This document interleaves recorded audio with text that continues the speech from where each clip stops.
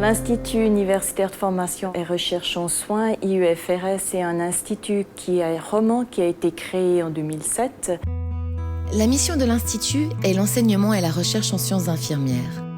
Ces deux programmes d'enseignement sont le master et le doctorat en sciences infirmières. Particularité, le master est un programme conjoint à la Haute École spécialisée de Suisse occidentale et à l'Université de Lausanne. L'Institut compte aujourd'hui 6 professeurs et près de 80 étudiants et étudiantes.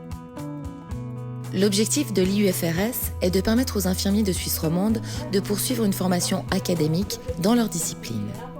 Grâce à une approche interdisciplinaire, les infirmières en master travaillent entre autres sur la prise en charge des maladies chroniques et l'éducation thérapeutique aux patients. Elles ont des compétences spécifiques de coaching, de leadership. Elles vont pouvoir former leurs collègues à de nouveaux guides de pratique qui visent à l'amélioration des soins en termes pas seulement de qualité mais aussi d'efficience. L'Institut développe des nouveaux modèles de soins. Ces recherches cliniques doivent répondre aux défis de santé publique en offrant une approche individualisée, centrée sur le patient. On a pris le patient dans sa globalité en incluant la famille la plupart du temps. Marielle Zwiesik est étudiante en master. Elle a proposé de réaliser une étude centrée sur le stress du nouveau-né. Après plusieurs années de pratique dans le service de néonatologie au CHUV et une formation aux soins intensifs, j'ai ressenti le besoin d'approfondir mes connaissances théoriques. Donc, le master en sciences infirmières me permet d'acquérir des compétences dans différents domaines, notamment la pratique infirmière avancée, le développement de projets cliniques et la recherche. Le service de néonatologie du CHUV effectue 500 transports par année. Aujourd'hui, ce sont 2 enfants prématurés qui doivent être transférés aux hôpitaux universitaires de Genève. Le but de cette recherche est d'évaluer le stress du nouveau-né lors de transports en ambulance, plus précisément lors de retransferts, donc depuis le service de néonatologie vers un hôpital de réseau. Le nouveau-né est retransféré dans cet incubateur où il sera monitoré. Alors ce qui est difficile pour le soignant, c'est que, étant donné que le nouveau-né en néonatologie ne peut s'exprimer et qu'il n'existe pas d'échelle de mesure relative au stress, il est important de pouvoir l'évaluer de différentes manières, telles qu'avec des paramètres physiologiques comme la fréquence cardiaque, ou dans mon étude avec le cortisol salivaire, qui est l'hormone de stress. Les résultats de cette recherche pourront conduire à une étude sur les moyens de limiter le stress du nouveau-né. Par exemple, grâce à des interventions de confort, comme l'utilisation d'un matelas gel ou de protection auditive.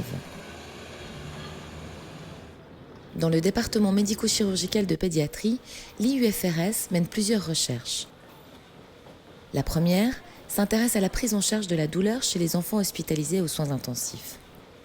Et l'infirmière a un rôle clé dans l'évaluation de la douleur. C'est elle qui est 24 heures sur 24 au lit du patient, enfin en tout cas aux soins intensifs, et qui est, à mon avis, une personne clé pour pouvoir détecter ces comportements de douleur, surtout chez les patients qui ne peuvent pas communiquer.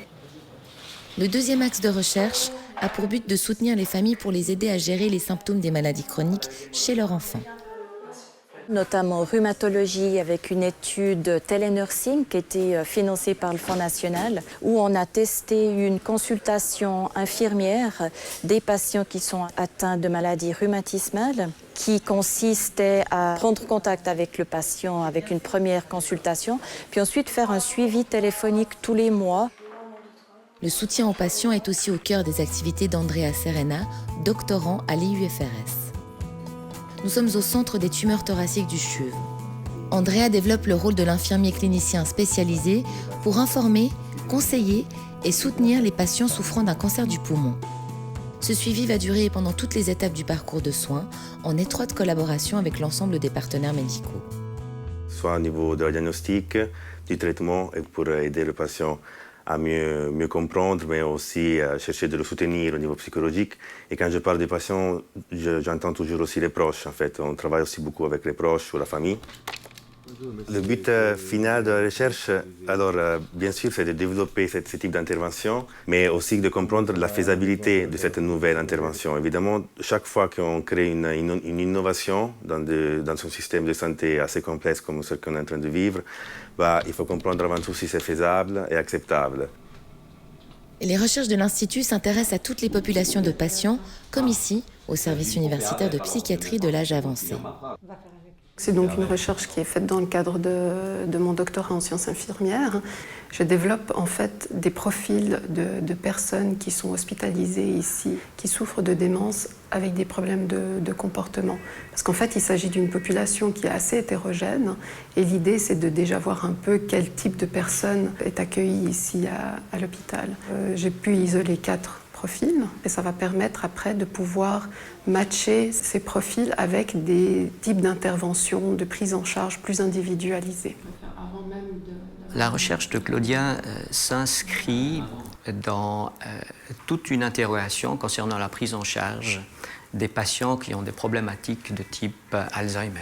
Quand on a des personnes de ce type-là qui ont des troubles psychologiques, psychiatriques, comportementaux, quelle serait la meilleure façon de s'occuper d'elles? Quelles sont les mesures à mettre sur pied, que ce soit du côté médical, pharmacologique ou de soins?